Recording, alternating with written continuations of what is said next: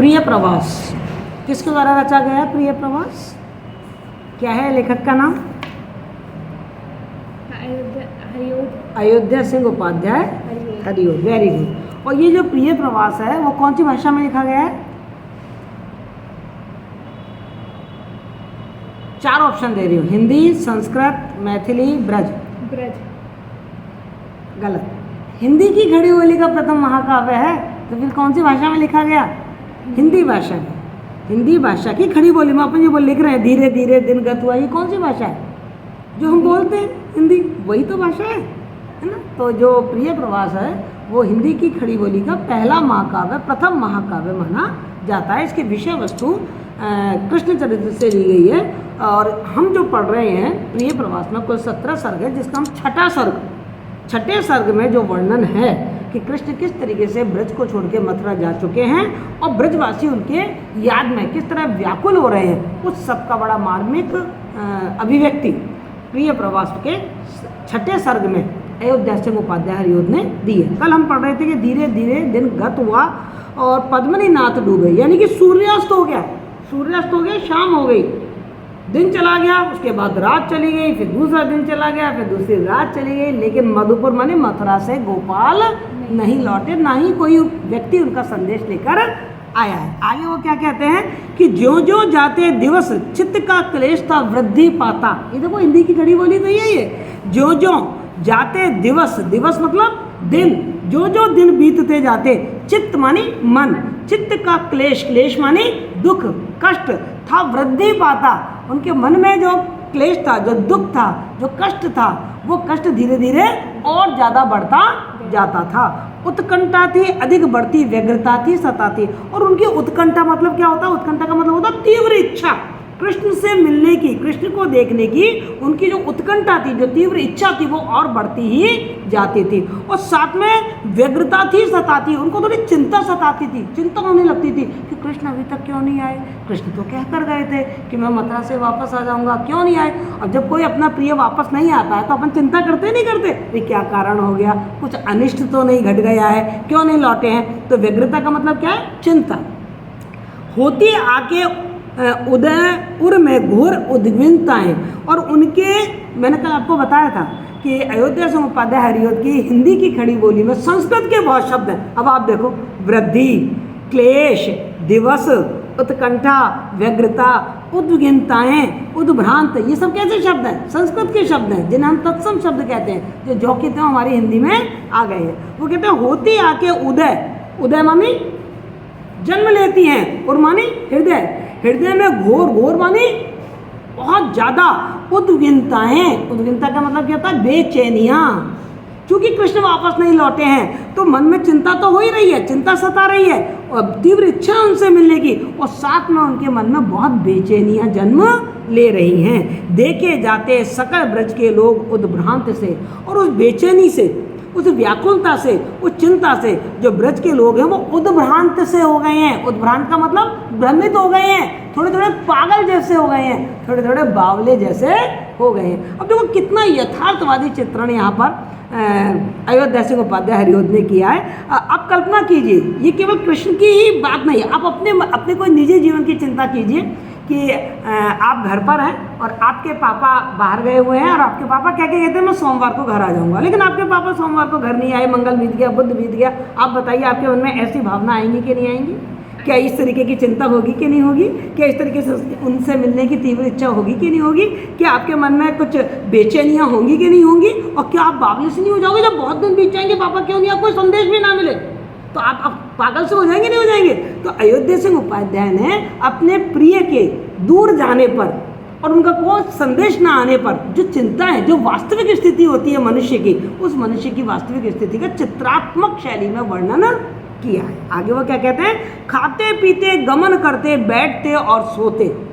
ऐसी बात नहीं है कि ब्रजवासी हैं वो बिल्कुल एक जड़ बैठे हैं, वो खा भी रहे हैं बेचारे, पी भी रहे हैं। बेटा अपन भी है, जब कुछ दुख पड़ जाता है तो ये थोड़ी खाना पीना छोड़ देते हैं, मन नहीं करता फिर भी जीने के लिए कुछ खाते भी हैं, पीते भी हैं, इधर उधर गमन करते, मतलब इधर उधर आते जाते भी हैं, बैठते भी हैं, सोते भी हैं, आते जाते वन अवनी में गौधनों को चराते। अब उनका काम था ब्रजवासियों का गायों को चराना, तो अपना व्यवसाय भी कैसे छोड़ दें? भाई उससे तो उनका पेट भरता है, उनकी अर्थव्यवस्था गौओं के चराने पर, पशुपालन है उसी पर ही उनकी अर्थव्यवस्था टिकी हुई है। तो वो गौधनों मतलब गायों को, गाय है, बछड़े हैं, उन सबको चराते भी थे, जंगलों में लेकर उनको जाते थे और उनको चराते भी थे। लेते देते सकल ब्रज की गोपिका गोपजों के, जी में होता उदय यह था क्यों नहीं शाम आए। यद्यपि ब्रज के लोग अपनी जो दैनिक दिनचर्या है उसको जी रहे हैं, वो खा रहे हैं, वो पी रहे हैं, आ रहे हैं, जा रहे हैं, बैठते हैं, सोते हैं, इवन देन अपना व्यवसाय भी कर रहे हैं जिस पर उनकी आजीविका निर्भर है, गौओं को भी चरा रहे हैं। लेकिन ब्रज के जितने भी गोप और गोपिकाएं हैं, ब्रज के जो वासी हैं, जो गोप हैं, जो गोपिकाएं हैं, जो ग्वाले हैं, जो ग्वालियां हैं, वो सब के सब क्या कर रहे हैं, जी में होता उदय क्यों नहीं। एक ही प्रश्न उनके मन में बार बार आता था। क्या प्रश्न बार बार आता था कि शाम लौटकर क्यों नहीं आए, कृष्ण लौटकर क्यों नहीं आए। आगे क्या कह रहे हैं वो, दो प्राणी भी ब्रज अवनी के साथ जो बैठते थे, तो आने की ना मधुवन से बात ही थे चलाते, पूछा जाता प्रतिथल मित्र व्यग्रता से यही था, दोनों प्यारे कुंवर अब भी लौट के क्यों नहीं आए। काम सारे कर रहे हैं, पर जब भी कोई ब्रजवासी लोग, ब्रज अवनी, अवनी मानी धरती, मैंने आपसे कहा संस्कृत के शब्द बहुत काम में लिए, ब्रज की धरती पर यानी कि ब्रज में यदि कोई दो व्यक्ति साथ में बैठते तो उनकी बातचीत का मुद्दा एक ही होता था। क्या होता था बताओ?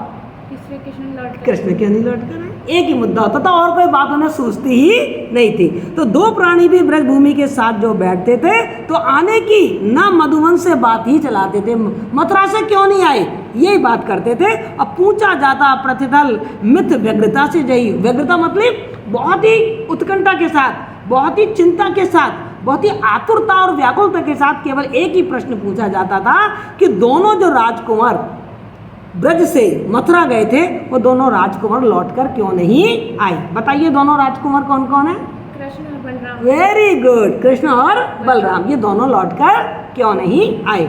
आवासों में, सुपरिसर में, द्वार में, बैठकों में, बाजारों में, विपणी, सब में, मंदिरों में, मठों में, मतलब कोई ये एक जगह बात नहीं होती थी। चाहे तो ब्रज के वो घर हों, आवास माने घर हों, बड़े बड़े परिसर हों, या कोई द्वार हो, कोई बैठक हो, कोई बाजार हो, कोई हाट हो, कोई मंदिर हो, कोई मस्जिद हो, आने ही की ना ब्रज धन के बाद फैली हुई थी। सब जगह ब्रज में, चाहे वो घर हो, चाहे वो बाहर हो, चाहे वो बाजार हो, चाहे हाट हो, चाहे मंदिर हो, चाहे मठ हो, चाहे आश्रम हो, सब जगह एक ही बात फैली हुई थी कि ब्रज के धन लौटे क्यों नहीं। बताइए ब्रज का धन किसे कहा गया है? कृष्ण को कहा गया है। Very good.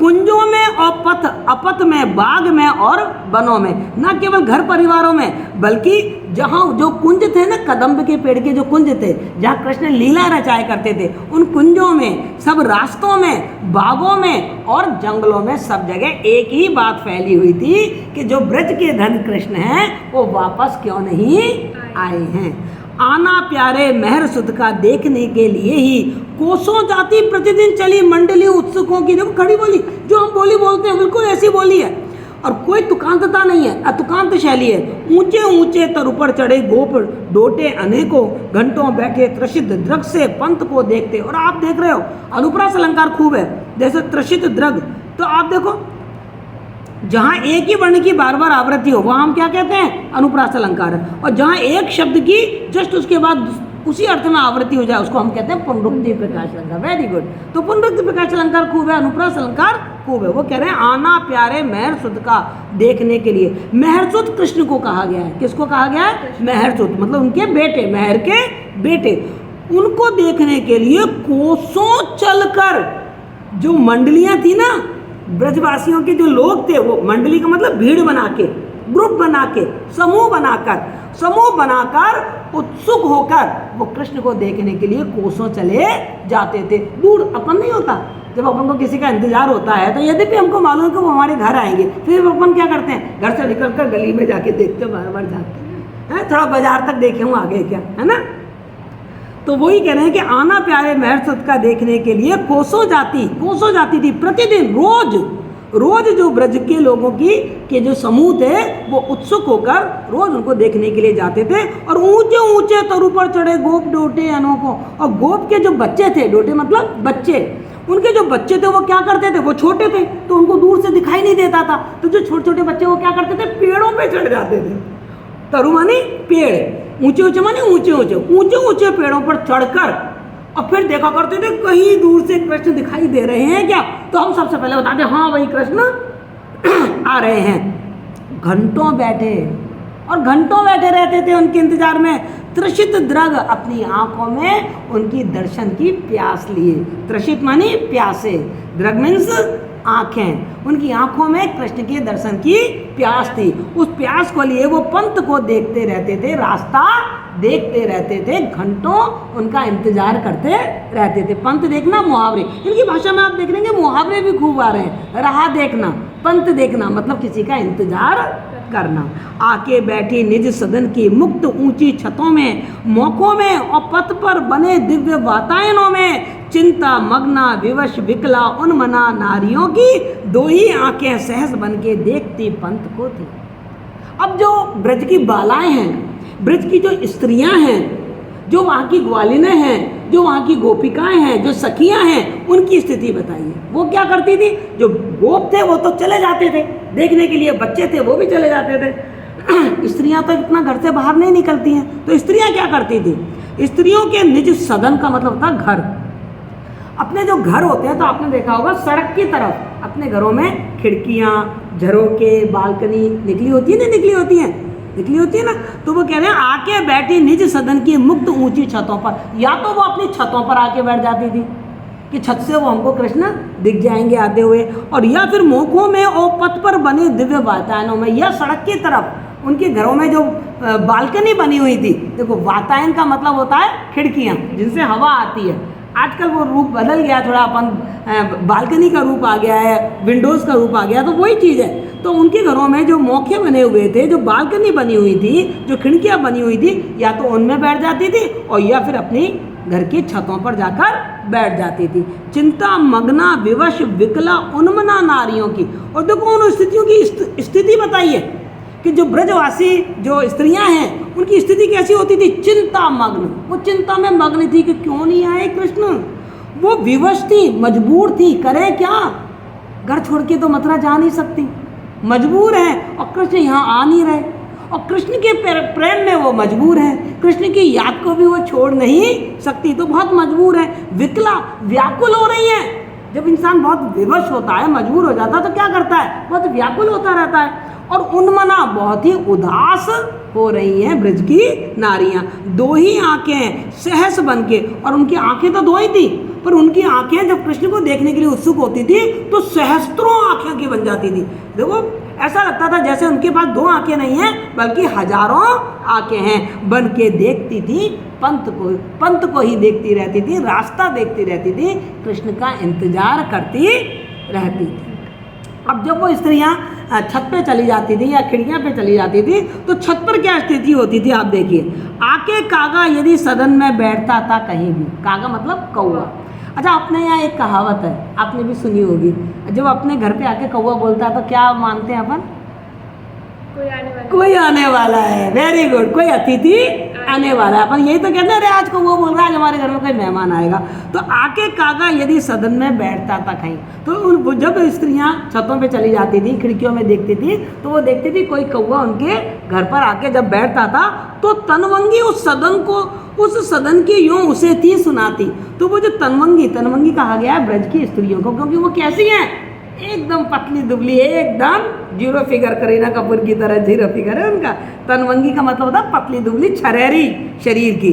तो उस घर की जो स्त्रियां होती थी, सुंदर स्त्रियां जो होती थी, वो कौवे को कुछ सुनाती थी। क्या सुनाती थी, जो आते हो कुंवर उड़ के काग तो बैठ जा तू, यदि हमारे कुंवर आ रहे हो तो कौवा तो उड़ के मत जा, तो यहीं बैठा रहे, मैं खाने को प्रतिदिन तुझे दूध और भात दूंगी। तो रोज आकर बोलाकर, यदि हमारे कृष्ण आ रहे हो तो तू रोज हमारे छत पे आकर बोलाकर, मैं तुझे दूध और भात खाने को दूंगी। जनरली तो हम कौवे को उड़ा देते हैं, लेकिन चूंकि ये कौवा कृष्ण के आने की सूचना लेकर यदि आए तो जो गोपिकाएं हैं, जो ब्रज की बालाएं हैं, वो कौए का भी सत्कार करने के लिए तैयार है, कौए को भी दूध भात खिलाने के लिए तैयार है। इतनी वो कृष्ण के दर्शन के लिए आकुल और व्याकुल है। आता कोई मनुज मथुरा और से जो दिखाता, नाना बातें सदुक उससे पूछते थे सभी थे। यूं ही जाता पथिक मथुरा और भी जो जनाता, तो लाखों ही सकल उससे भेजते थे संदेश। वो कहते हैं यदि कृष्ण तो नहीं आते थे, पर मथुरा की तरफ से कोई भी व्यक्ति, कोई यात्री आता हुआ दिखता था, तो नाना बातें, मतलब बहुत सारी, नाना का मतलब क्या है यहाँ पे, बहुत सारी बातें दुख के साथ उससे पूछते थे कि तुम तो आ गए, कृष्ण क्यों नहीं आए, कृष्ण भले तो हैं, चंगे तो हैं, स्वस्थ तो हैं, ठीक तो हैं, वो हमें याद करते हैं, वो यहाँ क्यों नहीं आते। ऐसे दुखी होकर वो मथुरा से आने वाले यात्रियों से तरह तरह के प्रश्न पूछते थे। मनुष्य मतलब व्यक्ति, मथुरा की तरफ से जो कोई आता दिखता तो उससे तरह तरीके की बातें पूछी जाती थी और उनके मन में दुख होता था कि तुम तो आ गए, कृष्ण को साथ क्यों नहीं लेकर आए। या फिर क्या होता था, यदि मथुरा की तरफ कोई पथिक जा रहा होता था तो उसको रोक लेती थी बीच में और उनको संदेशा देने लग जाती थी, लाखों संदेशे देते थे। और तुम जाओ ना, मथुरा जा रहे हो, तो मथुरा जा रहे हो तो ध्यान रखना हमारे कृष्ण से मिलना, और कृष्ण को कहना कि हम ना उनके विरह में बहुत व्याकुल है, बहुत दुखी हैं, वो आ जाएं, हम रात दिन उनका इंतजार करते हैं, हम उनके बिना नहीं रह सकते, हम उनसे बहुत प्रेम करते हैं। ऐसे लाखों संदेशे उस पथिक को कह देती कि तुम मथुरा जा रहे हो तो हमारे कृष्ण को ये संदेशा दे देना। फूलों, पत्तों, सकल तरुओं और लता बेलियों से, आवासों से, ब्रज अवनी से, पंथ की रेणुओं से होती सी थी यह ध्वनि सदा कुंज से, काननों से, मेरे प्यारे कुंवर अब भी क्यों नहीं गेह आए। अब देखो इस 4 लाइन की कमाल देखो आप। ऊपर तक तो हम देख रहे थे कि मनुष्य पागल हो रहे हैं, ब्रज के रहने वाले लोग पागल हो रहे हैं, वो चिंतातुर हो रहे हैं, वो व्याकुल हो रहे हैं, वो विरह में व्यथित हो रहे हैं। जो गोप की स्त्रियां, गोप हैं, ग्वाले हैं, जो गोपिकाएं हैं, जो ब्रजबालाएं हैं, जो गोपों के बच्चे हैं, वो परेशान हो रहे हैं, वो दुखी हो रहे हैं। कृष्ण के याद में केवल मनुष्य नहीं, पूरी प्रकृति दुखी हो रही है। वहाँ के जो पशु और पक्षी हैं, वहाँ की जो वनस्पति है, पेड़ और पौधे भी उनकी याद में दुखी हो रहे हैं। देखो ऐसा लिखा है, फूल हों, फूलों से भी यही आवाज़ आती है, पत्तों से, सकल तरुओं मतलब पेड़ों से, और लता मतलब बेलों से, आवासों से, ब्रज की धरती से, पंथ से, रास्तों से, रेणुओं से मतलब जो गाय हैं वहाँ से, और सब जगह एक ही ध्वनि आ रही है, चाहे वो कुंज हो, चाहे वो जंगल हो, चाहे वो पशु हो, चाहे वो पक्षी हो, चाहे वो पेड़ हो, चाहे वो पौधे हों, चाहे वो फूल हों, चाहे वो पत्ते हों, सब जगह से एक ही आवाज़ आ रही है। क्या आवाज़ आ रही है? मेरे प्यारे कुंवर अब भी क्यों नहीं गेह आए। गेह मानी घर। हमारे जो प्यारे कुंवर है वो अपने घर लौट कर क्यों नहीं आए हैं। अब ये ब्रजवासियों के प्यारे कुंवर कौन है? कृष्ण और बलराम क्यों लौटकर नहीं आए। अब आप अपन ने ये सारा पढ़ा, ये सारा पढ़ के अपन क्या देख रहे हैं कि इस सब से हमको उन जो गोपिकाएं हैं, जो ब्रज के वासी हैं, उनकी जो मन की आकुलता है, उस जो गहन कष्ट है वो फील हो रहा है। इतनों को सबको पढ़ के हमें ये लग रहा है कि ये नहीं कि वो हल्के फुल्के दुखी हैं, हमें लग रहा है कि वो दुख में बहुत डूबे हुए हैं, वो विरह में व्याकुल हो रहे हैं। और इस बात से ये भी साबित होता है कि जब ब्रजवासी है वो कृष्ण से बहुत प्रेम करते थे। अब कृष्ण से जो वो प्रेम करते थे तो हम किसी से भी अकारण तो प्रेम नहीं करते। कृष्ण का स्वभाव या कृष्ण का व्यवहार भी इन ब्रजवासियों के प्रति वैसा ही रहा होगा, तभी तो याद कर रहे हैं। तो मैंने आपको जो कल बताया था कि इन्होंने कृष्ण को एक महापुरुष के रूप में चित्रित किया है। तो महापुरुष अपने समाज के लिए बहुत अच्छे काम करते हैं, सुकृत्य करते हैं, तो निश्चित रूप से सब लोग उनको याद करते हैं। हम याद करते हैं ना, विवेकानंद को